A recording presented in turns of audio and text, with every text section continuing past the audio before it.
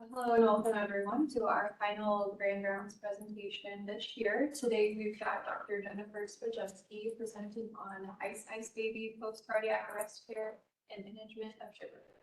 Thank you everyone for coming, and a big thank you to my mentor, Dr. Jeff Magiano, my colleague, for her strong mentorship throughout this project and this presentation. So now that Sam has taught you all how to crack the code, today I want to take it a step further and go into how we should be managing these patients once they have achieved ROSC. We have no disclosures to let you guys know of today. However, we will be talking about off-label medication uses throughout the discussion. After this presentation, I hope a pharmacist will be able to explain the controversies that surround targeted temperature management, discuss the risks and potential detriments of shivering, and describe a pharmacological therapy protocol that we can utilize to manage shivering during TPM, and then finally assess the MAP goals for a patient post-cardiac arrest. So why is this such a discussion? Over 400,000 people in the United States undergo a cardiac arrest each year. And when we discuss how these patients present, we can think of them in two different major ways. The first being where they are at during their cardiac arrest, whether they're in the hospital or out of the hospital. And we can see that the survival rate of in-hospital cardiac arrests are higher than out-of-hospital cardiac arrests, with a higher percentage of patients going on to have good neurological functional recovery. When we think of the additional ways to describe cardiac arrest, we can look at whether the patient's first rhythm was shockable or non-shockable. With shockable rhythms have a higher rate of patients having that neurological recovery. So at this point, you might be asking, what interventions can be made post-ROSC to help drive those patients into that bottom category and increase our percentage of patients that have good neurological recovery. And that's going to be our discussion today. So when we discuss neurological outcomes post-cardiac arrest and what the literature utilized as their categories, there's two major scales, the modified Rankin scale and the cerebral performance category. And the lower the number, the better functional outcomes there are. So as we can see, these it progresses from no symptoms to the highest categories being mortality or death. So like we have an ACLS algorithm to manage patients during cardiac arrest, there also is AHA guidance on what to do once we've achieved ROSC. And the two things I want to draw our attention to here are the utilization of targeted temperature management, as well as management of hemodynamic parameters, with some specific guidance on what we should be targeting. And with that, let's jump into our first controversy with targeted temperature management. So what is the mechanism behind the thought of this helping our patients recover? During the ischemic event or during our cardiac arrest, we have an ischemic brain injury. And as we achieve ROSC, we can see that our body's metabolic rate increases. We have the accumulation of lactic acid and other waste products, as well as an increase in inflammatory markers and excitatory neurotransmitters. This is thought to lead to secondary brain damage and potential for worsening in that neurological function. And what targeted temperature management does is cools the body, and it's thought to reduce that metabolic rate by 5 to 7%, kind of dampening all of those effects that were being ramped up once perfusion was restored. But with that thought, there's also a handful of side effects that can be seen. Targeted temperature management and its adverse effects can affect every organ system in the body. And the major one that I want to point out before we get too far is that it can increase our risk for arrhythmias. And in a patient population that's at risk due to the stressful event of a cardiac arrest, this could be detrimental for them. But with that being said, weighing the risks and benefits, the AHA does recommend utilizing targeted temperature management to a degree of 32 degrees Celsius to 36 degrees Celsius in our patients that are comatose once ROSC is achieved. As we transition into our literature evaluation, I want to give you a few definitions of what hypothermia, normothermia, and fever looks like with using core body temperatures in the ICU. So hypothermia is defined as 36 degrees Celsius or less, with 36 to 37.5 being normothermia, and then In this setting, fever is described as 38.3 degrees Celsius or higher. So now that we have a basic understanding of the mechanism of action that targeted temperature management provides and what our temperature targets may look like, let's take it back to 2002 when you're practicing in your ICU. You have patients coming in after a cardiac arrest, but there's really no strong intervention that you can recommend has been proven to lead to better neurological outcomes. You're perusing the New England Journal of Medicine one day and come across Bernard and colleagues that's presenting a single-centered randomized control trial of 77 patients. They're looking at out-of-hospital cardiac arrests that presented with a shockable rhythm, and they're cooling these patients to 33 degrees Celsius and comparing this to a normal thermia or control group where the fever progression was allowed to just develop naturally. Their primary outcome of interest was survival to hospital discharge with sufficiently good neurological function. And what that meant to them was being able to discharge to home or a rehab facility. This patient population had a time to collapse to EMS arrival of about 8 minutes and time to ROSC achievable of about 25 minutes, and that didn't differ between the two groups. And this patient population remained in a persistent coma after that reperfusion or ROSC. They cooled their patients for 12 hours, allowed for passive rewarming for 6, and then for patients that were not back at normal thermia, they actively rewarmed them. Their normal thermia group did not have any temperature management done on them, and they had started initiating this cooling in the field by removing clothing and packing with ice. And what they found was 33 degrees Celsius increased the rate of survival with a favorable neurological outcome. They saw no difference in mortality and no difference in their total number of complications. Some of the strengths that were presented with this trial is that this is a novel approach to the management of patients post-cardiac arrest, and it's showing a neurological benefit even with the age being slightly older and longer downtimes in that hypothermia group, which we know might have made it more difficult to see that benefit.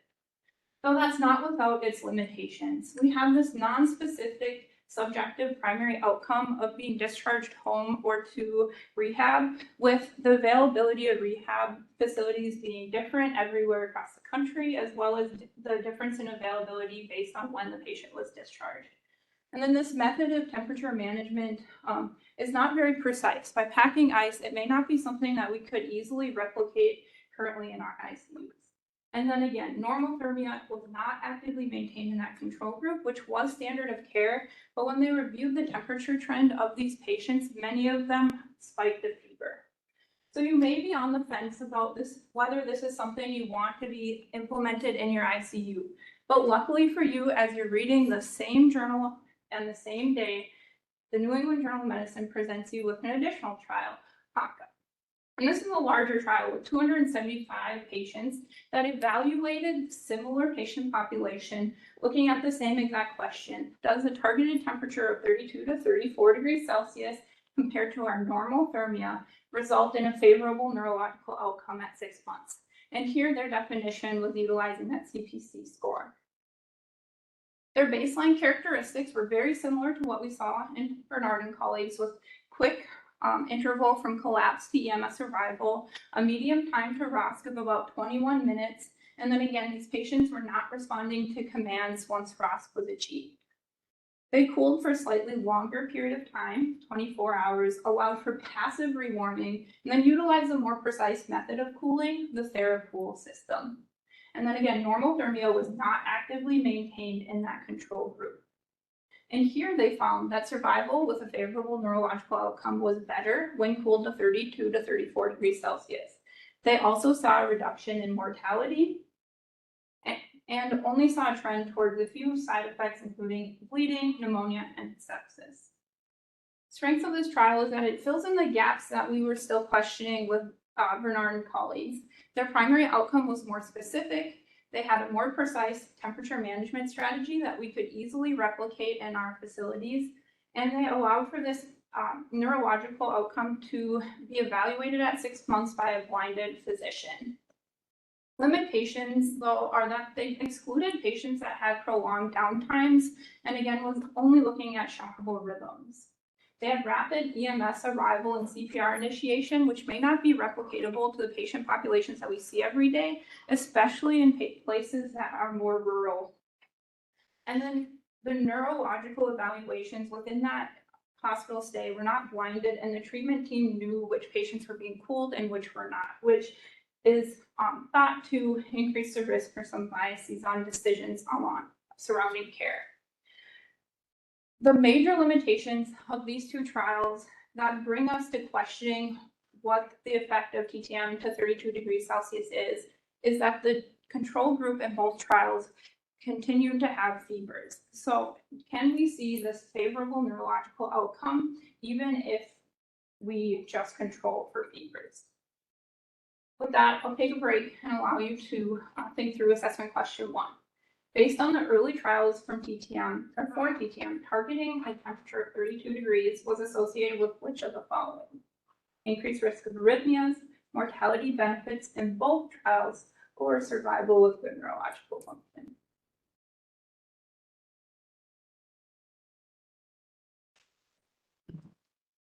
If you're thinking C, survival with good neurological function, you can be correct. Both trials found this, Makaka being the only one that saw the mortality benefit. So as we saw this widely utilized in our ICUs because it was able to see that neurological benefit, TTM1 came out in 2013 and tried to answer that major question that was still lingering. Do we need to cool to 32 degrees Celsius, or can we control for fever and see similar results? It was a much larger trial looking at 939 patients. Patients had a presumed cardiac origin out of hospital cardiac arrest, and they looked at 36 degrees versus 33 degrees. Their primary outcome was all-cause mortality through the end of the trial, with secondary outcomes looking at that poor neurological function. They had primarily shockable rhythms, quick onset of BLS, with a majority of their patients having bystander witness arrest, and their time to ACLS initiation was also quite quick at 10 minutes. Overall, their time to achievable of ROSC was 25 minutes. They had similar duration as our HACA trial, with 28 hours of temperature management, and utilized more precise systems such as intravascular cooling and surface cooling systems. What they were able to find was that there is no difference in mortality, poor neurological function, or total number of complications when TTM of 33 degrees Celsius was compared to 36 degrees. The major strength of this trial is that it begins to answer that question of if avoiding fever for 72 hours can see similar effects. So they avoided fever in both groups for 72 hours. They started to include non-shockable rhythms, and they allowed for neurological evaluation via a blinded physician, which helps fill in one of the major weaknesses or controversies surrounding the HACA and Bernard trials. And then again, this was a much larger sample size than we previously had seen. One of the major limitations that I pulled out was that mortality as a primary outcome was an interesting decision, as when we're discussing targeted temperature management and its mechanism of why we're utilizing it in our patients, we're trying to promote neurological recovery, and prolonging life just to prolong life without that good neurological recovery may not be something that we're striving for as clinicians. Again, we excluded those patients that had unknown downtimes in asystole, which leaves the question of what happens in that patient population that may have the most benefit from limiting neurological injury. And then non-shockable rhythms were primarily underrepresented, with only about 20% of the patients presenting with non-shockable rhythms. What TTM gives us is evidence that we may not need to cool to 32 degrees Celsius to get that same benefit that was seen in earlier trials. And with that trial coming out, both the AHA and the International Liaison Committee on Resuscitation updated their guidelines to have a range for their temperature management from 32 to 36 degrees Celsius. But the question still remains, do we need to cool at all? And we have seen now that 36 degrees Celsius have showed similar results to 32 degrees Celsius, but what occurs if we're just at normal thermia and prevent fevers altogether? In TTM2 and 2021 was what gave us that answer. It was another large trial, including about 1,800 patients. They looked at out-of-hospital cardiac arrest of presumed cardiac origin, and they compared that 32 degrees Celsius to 37.5 degrees normothermia that was actively maintained. They looked at all-cause mortality as that primary outcome with poor neurological function as their secondary outcome. And they found, and their baseline characteristics were similar to what we previously had seen: majority shockable rhythms, quick time to BLS initiation and bystander witness arrest, and time to ROSC of approximately 25 minutes. Very similar methods from our previous TTM1 trial with duration of 28 hours and gradual rewarming after that period of time. Overall, they found no difference in mortality and no difference in poor neurological function.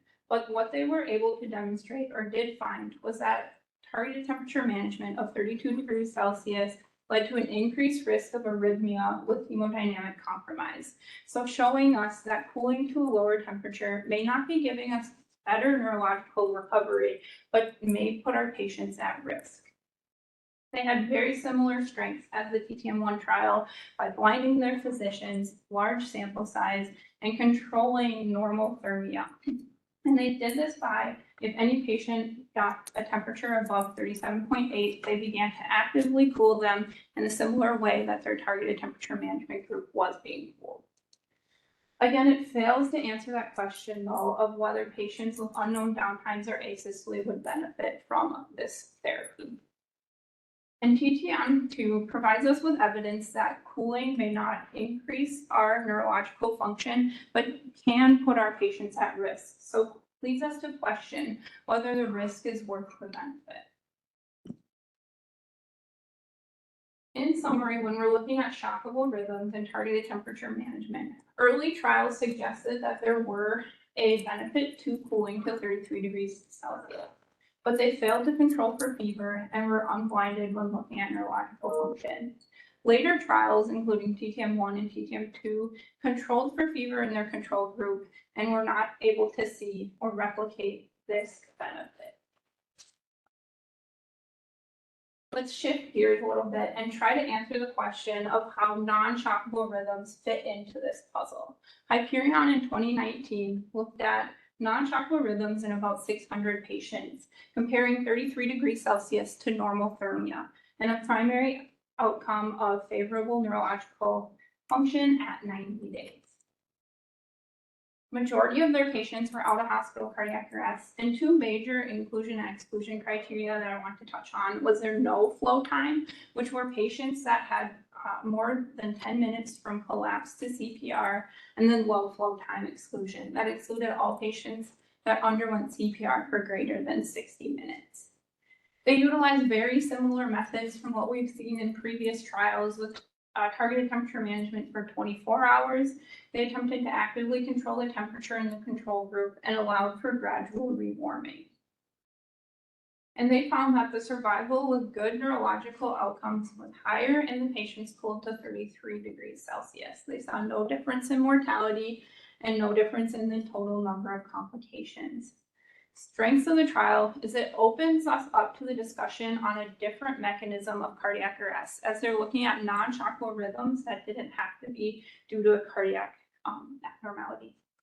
So it allows us to fill in the gaps on if this should be utilized in our other modes of cardiac arrest.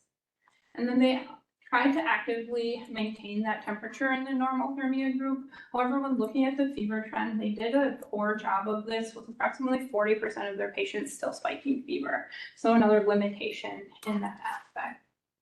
They have very narrow inclusion and exclusion criteria for their no and low flow criteria, not giving us a true picture of what a lot of our non-shockable rhythms could potentially be when they come to us.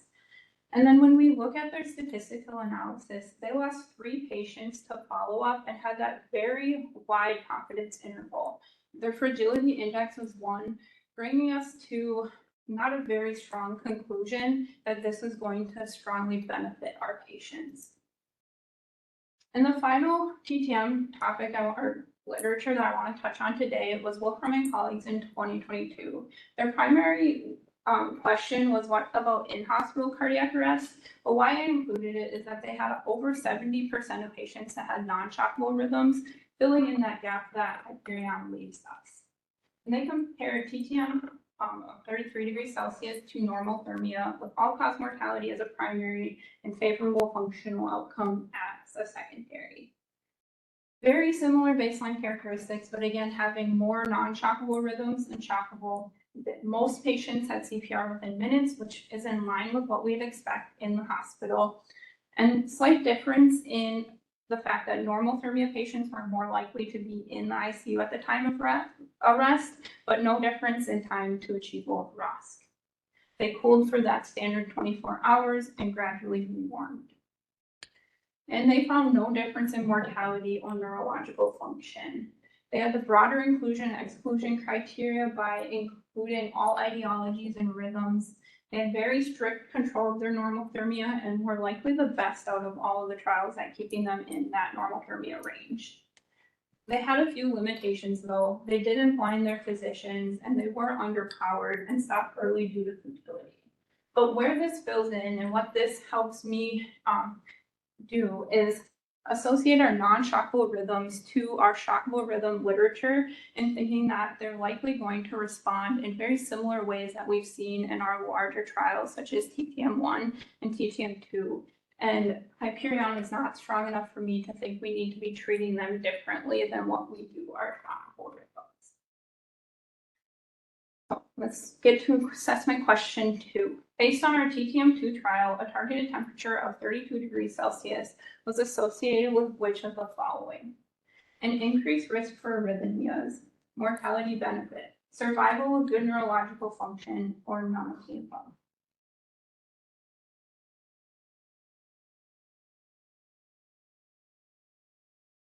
If you are thinking an increased risk for arrhythmias, you are correct. Our key takeaways when thinking of targeted temperature management is that our most benefit is going to come from avoiding fever post-cardiac arrest. Our early trials that suggest a mortality and neurological benefit have not been able to be replicated once we take fever out of the equation.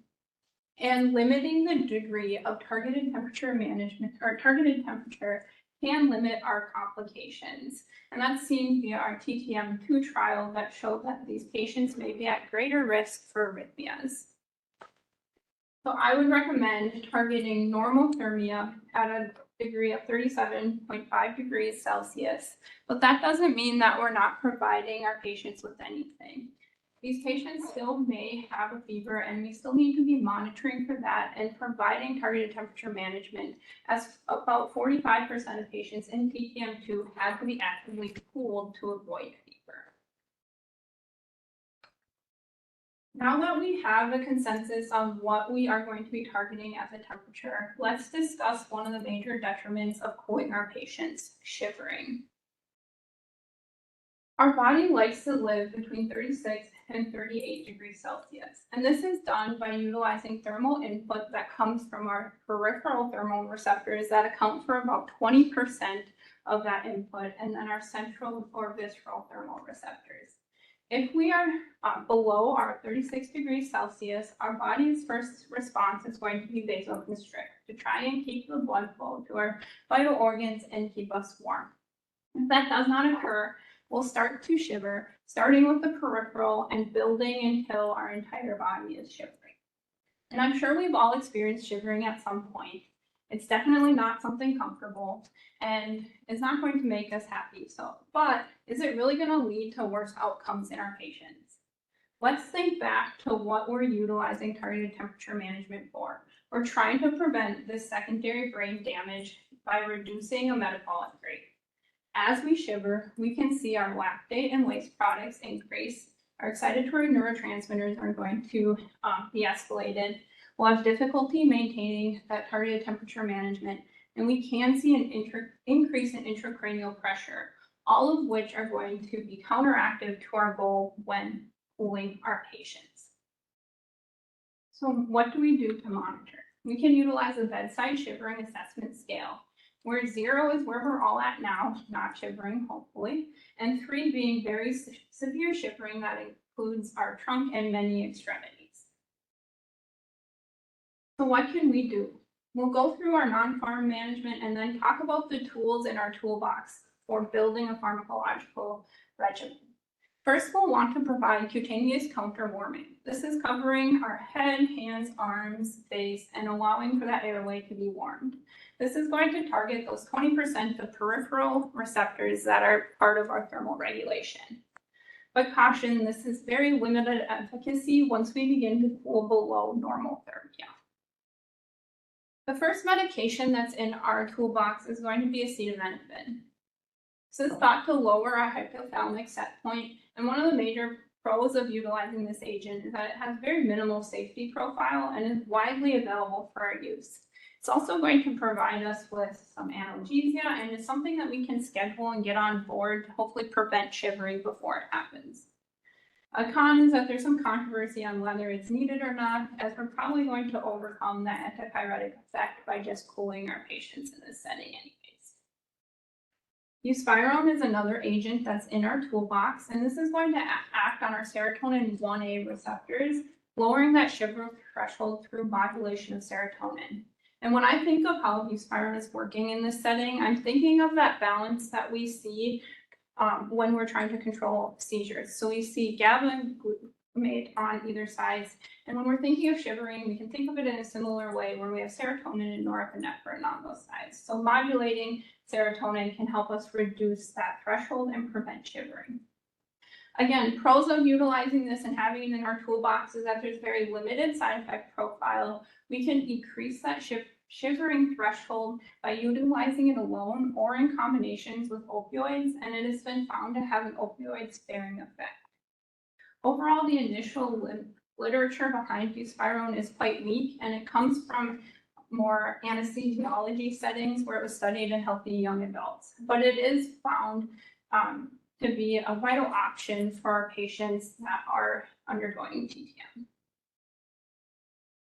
Magnesium is the next agent that we can get on board to help prevent vasoconstriction and allow for vasodilation. When utilizing it in the setting of TTM, it's been found to decrease the time needed to get to goal temperature and increase the comfort of cooling for our patients. So the major limitation and kind of our rate limiting step is that it can lead to hypotension. And in a patient that just underwent cardiac arrest, this may be detrimental to them. So if it comes to choosing to titrate magnesium to our target level or controlling our hemodynamics, it's an easy choice that this may be one that we can't push too far.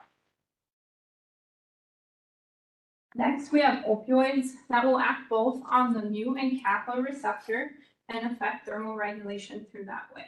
The two major medications that we see being utilized is our fentanyl continuous infusion or imipyridine PRN agents.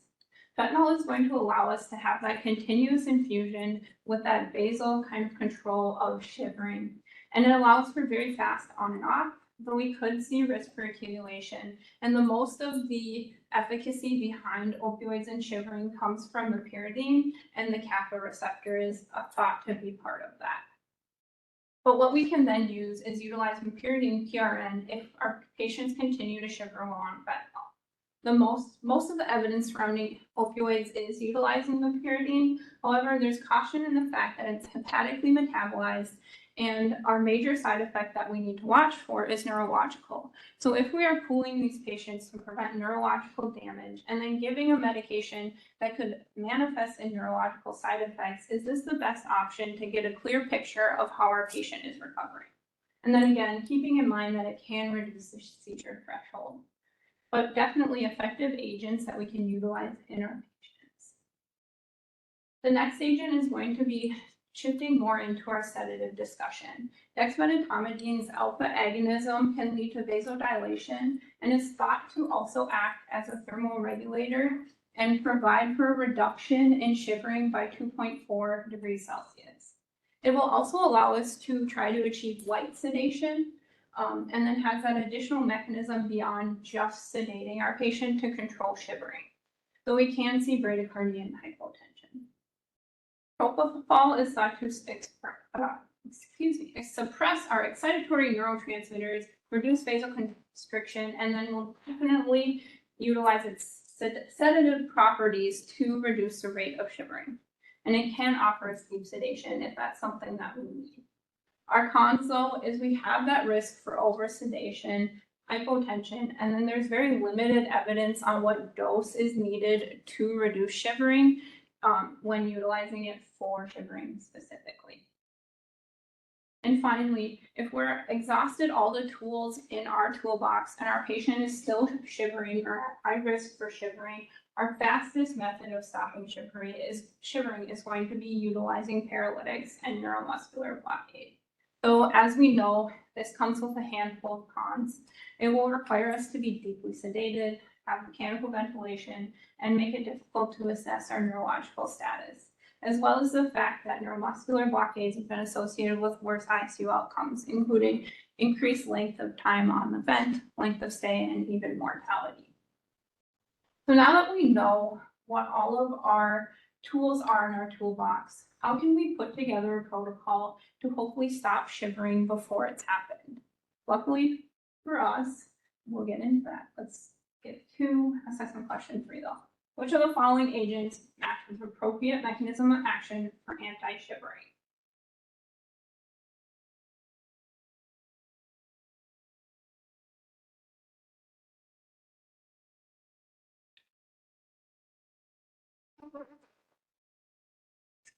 Acetaminophen does not lead to vasodilation. Buspirone does act on our serotonin receptors, and then fentanyl only works on mu receptors, and the pyridine on both. Now let's talk about our protocols that have been presented to help control shivering.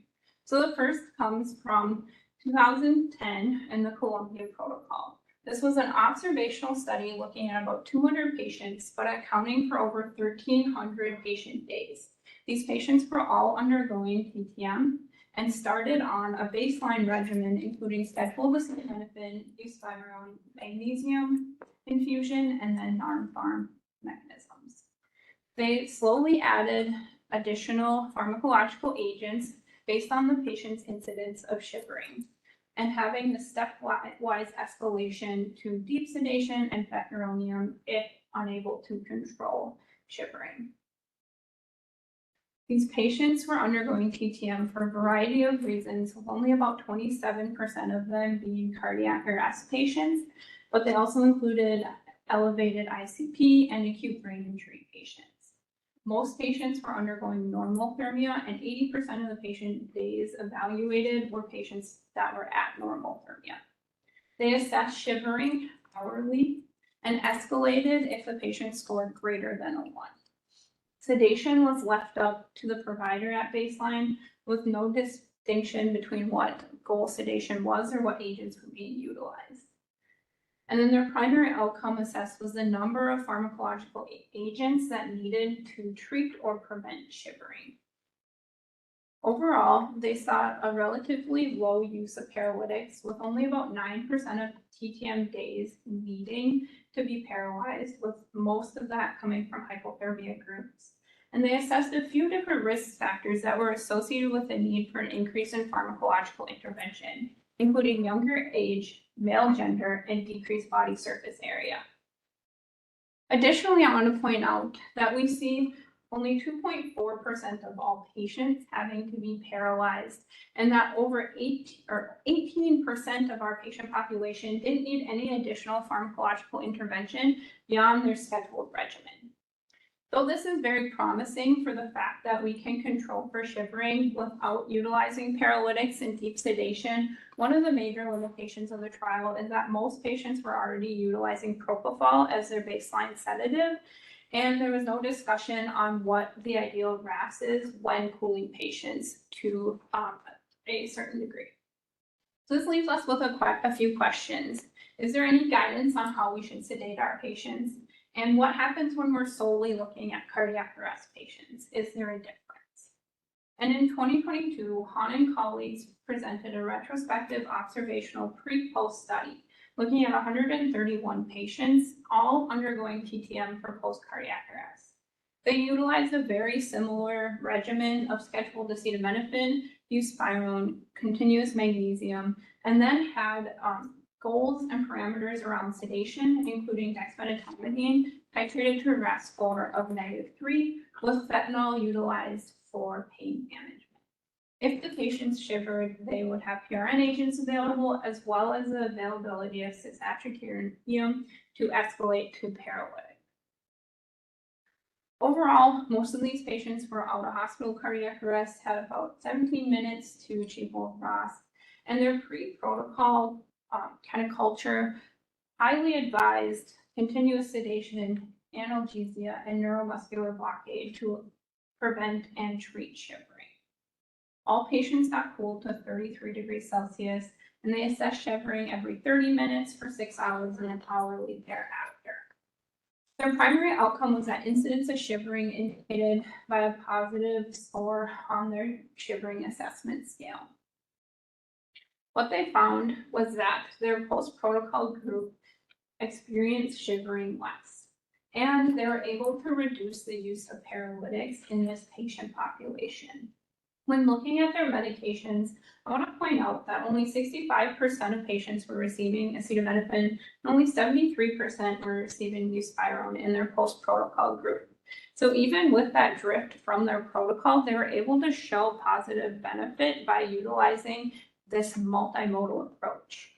And while doing that, they were able to reduce the amount of propofol being utilized, as well as midazolam.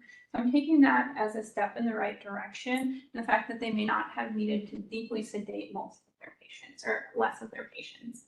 And this is also a positive note, as they describe targeting a goal RASC of -3, rather than deeply sedating all of their patients across the board, and they were able to see less incidence of shivering while doing that.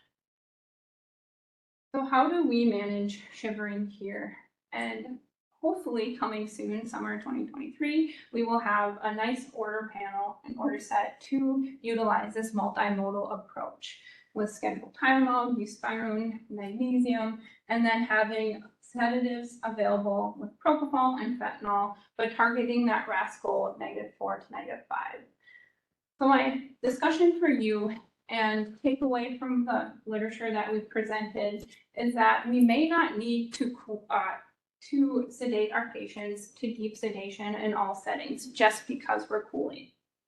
My key takeaway and my question is, if we utilize a multimodal shivering approach and we shift towards a more normal thermia and change our way of managing shivering, do we need to deeply sedate? And my recommendation is that having a RASS goal that would be patient specific and not solely deeply sedating our patients due to the fact that they're being cooled. Now that we've covered the first two controversies surrounding post-cardiac arrest care with TTM and shivering management, let's shift gears to a completely different discussion with blood pressure goals post-cardiac arrest. Our current guidelines regarding blood pressure goals come from the American Heart Association and European Resuscitation Council. Both are very similar, targeting a MAP greater than 65 and systolic blood pressure greater than 90. But there's some critiques on these recommendations due to the fact that they're largely extrapolated from literature looking at different shock states, primarily septic shock. So the question remains on if there should be a different goal for patients post-cardiac arrest. And the theory behind this is due to the fact that there may be a disruption in the normal cerebrovasculature autoregulation, and that we see an ICP elevation in patients that undergo brain injuries that are non-anoxic. So isn't it possible that we could see this increase in ICP in our patients post-cardiac arrest?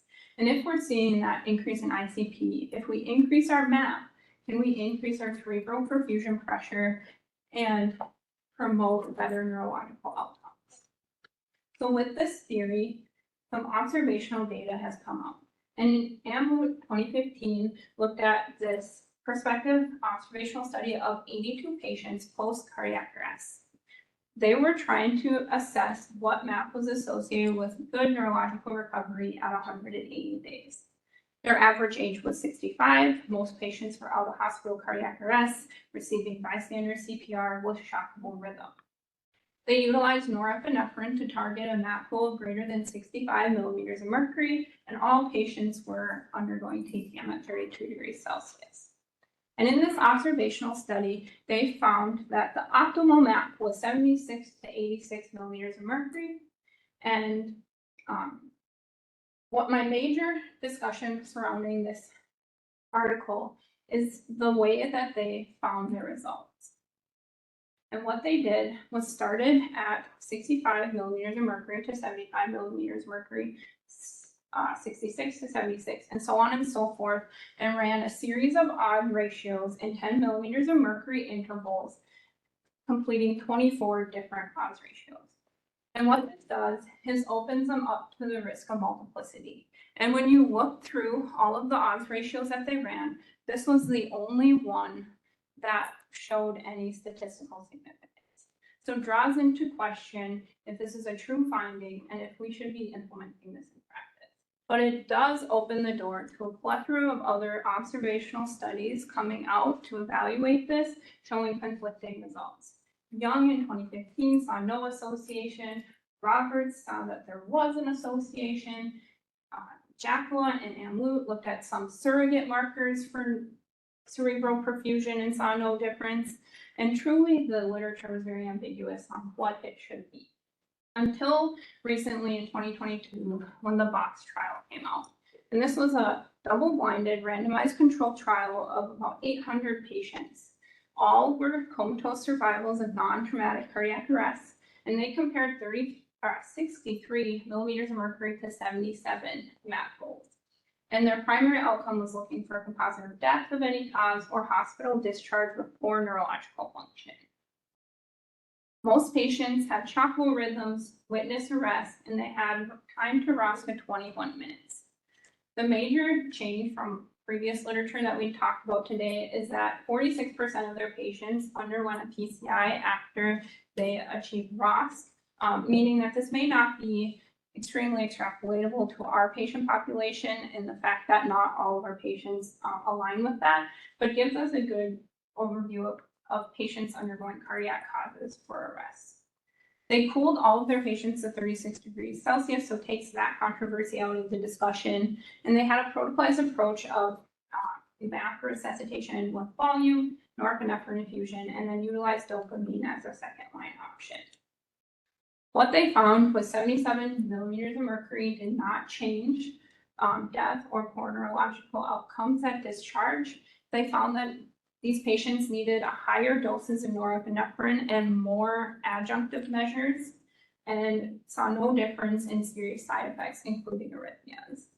Overall strength of the trial is as blinded and is the largest one evaluating this patient population, and does a very good job of answering one of the questions that was put forth by some of the earlier observational data. Again, they had that high rate of STEMI patients, and it was primarily only cardiac causes of arrest. So keeping that in mind when we look at our patient population. Bringing us to our final question of the day, augmented MAP goals post-cardiac arrest are associated with which of the following?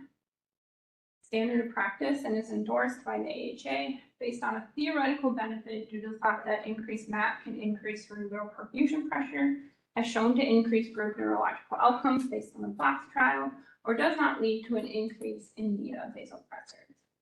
So currently, this is all based on theoretical benefit due to the fact that we can increase cerebral perfusion pressure when we increase MAP. Which brings me back to our guidelines and my recommendation for you. Our guidelines associate our MAP goals with greater than 65 millimeters of mercury, and there's not been any good trials done to prove me to go any other way. So I would recommend targeting a MAP of 65 millimeters mercury, but also looking at the patient in front of you and being able to trend our other non-specific markers of ischemia, looking at an organ perfusion, looking at serum creatinine, lactate, urine output, and all of the things. And rather than subscribing only one recommendation to each of our patients, treating the patient in front.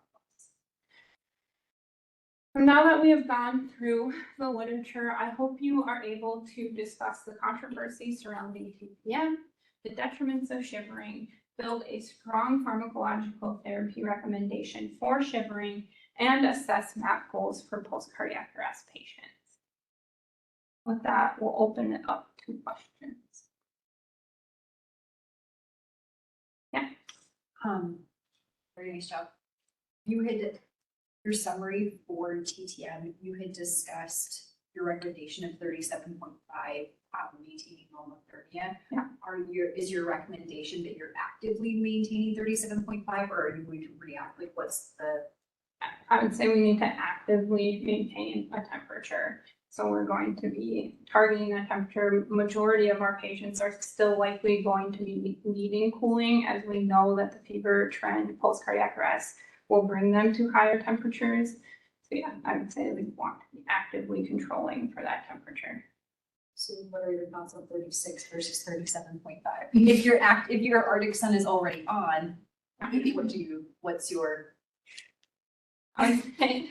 At that point, I don't think we have strong literature to do either way. And I think that having a range is always easier for our compliance and ability to achieve those goals. So I think that as long as we're actively avoiding fever, going between 36 and 37.5, that would be a very strong way to approach this patient population. And that as we begin to cool lower than that is when we see some of our more detriments that can be associated with TPM, including like our arrhythmia risk that we were emphasized in TPM2. So if we need to put a number on it, or say like a range, I would say my goal range would be between that 36 to 37.5, so that we can completely avoid fevers. So what about our patient that comes up from the ED and they're 33? We're gonna be actively rewarming them, right? No, we're not going to actively rewarm our We're not? patient. We want to avoid our fever and we don't want. But we're gonna to set the paths to 36, right? So we actually do warm those patients. Okay, But what you're discussing is the exact controversy that we still have, and that's what the TTM3 trial is gonna be looking at. okay. If we just hands off, do nothing, and then when they reach that 37.8, then we actively Okay. cool? Or do we do what we're doing now and proactively set them at 36, bring everyone to 30 or 37? Bring them to that temperature Okay, and then let them ride out for 28 hours and then rewarm. 90% of our attempts to say the Arctic sun on, let's just do 36. Yeah. That's where we're currently at.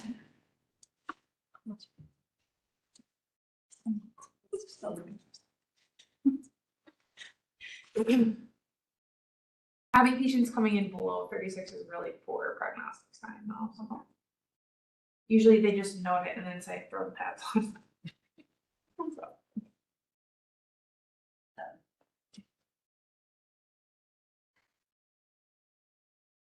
So it's very complex taking care of a post-arrest patient, right? So since I have almost all the PGY1 in this room, your entire presentation and all the controversies surrounding it depend on one critical step after we get ROS. What is that step? having a good neurological function. You think that gets missed? Yes. All the time. So I see it all the time, we're doing this rigmarole and we're keeping the patient at 36, light sedation, and they're trying to self-extubate. Right, so then the controversy is, do we continue to do this or do we just extubate them and wake them up? And it's like a mixed bag. Some intensivists are like, no, we should do the full 28 hours, and that doesn't make sense, right? Based on the outcome you're trying to achieve. So I just, when you're responding to codes or RSIs, if there's not a paralytic on board, ask for a neuro exam before you're getting other person. That's all I ask. And you can clarify, like self-extubating versus like following actual commands, right? That's kind of the Yes. like they should be able to. Yes. Yeah. I think that's their concern when they say keep it on. Yeah. Because it's, yes, it's purposeful movement, but are But it's they not. neurological? Yeah.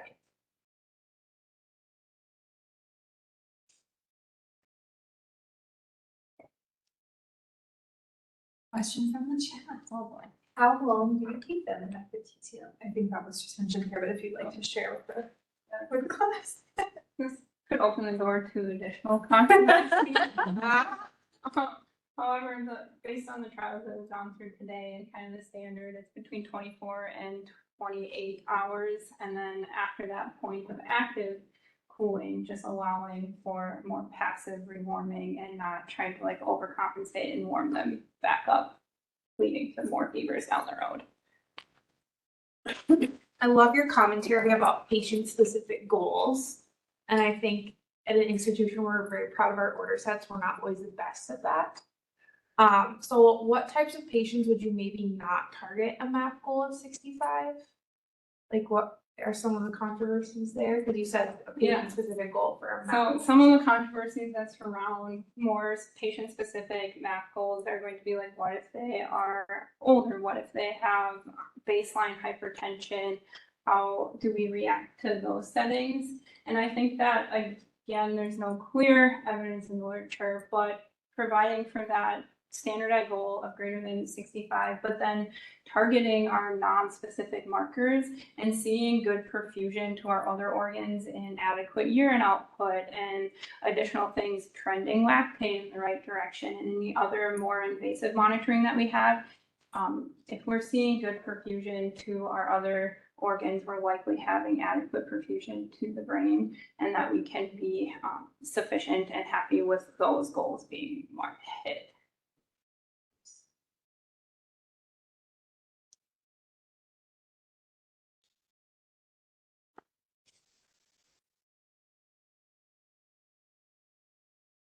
Any other questions?